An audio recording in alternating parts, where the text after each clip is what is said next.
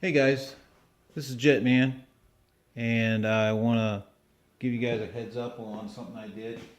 It's getting cold up here in Ohio, and I need something to keep my hands warm while I'm flying or just out having fun or giving lessons. So I got a Turnigy uh, RC heater glove kit the other day from Singapore. This is really inexpensive. If you want to get something like this, it is pretty cheap. I spent more money on the plastic liner and cardboard than this whole thing probably cost. Only because you can't get the small enough piece, so you got to buy a big piece of material to cut down to fit in here. To make the sides stiffer, I found this plastic corrugated board at Lowe's that you can cut to shape, slice the inside of the fabric, wiggle it in and get it all fitted in there, and then glue the inside of the fabric to it. And that keeps this nice and stiff, adds additional wind protection.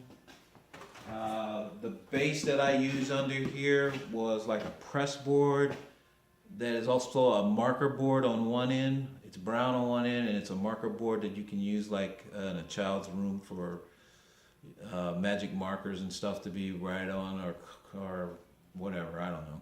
But it was great because it was stiffer and lighter than wood. But because the heating elements are in here, I didn't want it on plastic. So I went with that material on the bottom, cut it to shape. Your heating pads have wires that come out, and I ran them straight down the middle, and they come out right here and attach to your heating control element. And I have a 11.1 volt 2200 milliamp battery running the whole device, heating the heating pads up on both sides, and running a DX9. I took some, let's open this up, show you the inside. I made a brace here to keep this plastic from falling down on my radio. The brace is made from a plastic tube that runs in the fabric to give it stiffness. Cut the inside, pull the tube out, cut a coat hanger, slide the coat hanger in the middle of the tube, and that will give you stiffness. This coat hanger is probably going somewhere down this deep. The plastic tube is only probably this wide. Okay? It's pretty simple to make. I did cut the wires to make it shorter so there's not so much.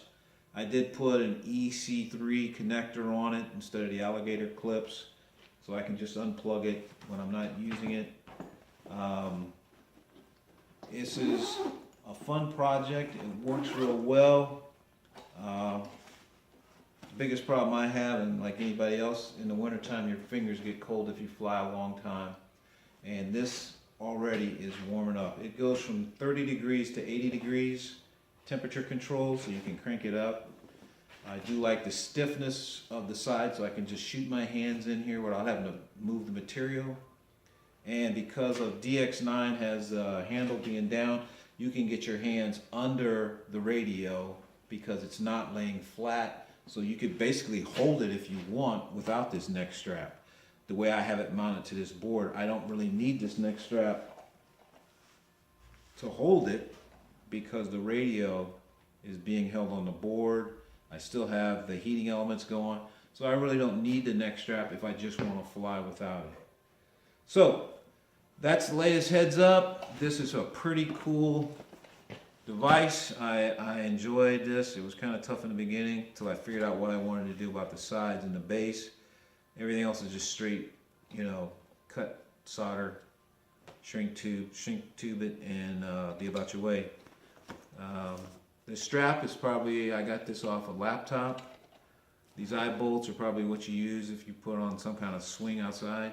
Nuts and bolts on the bottom. Easy peasy. Okay, this is Jetman and I'm out.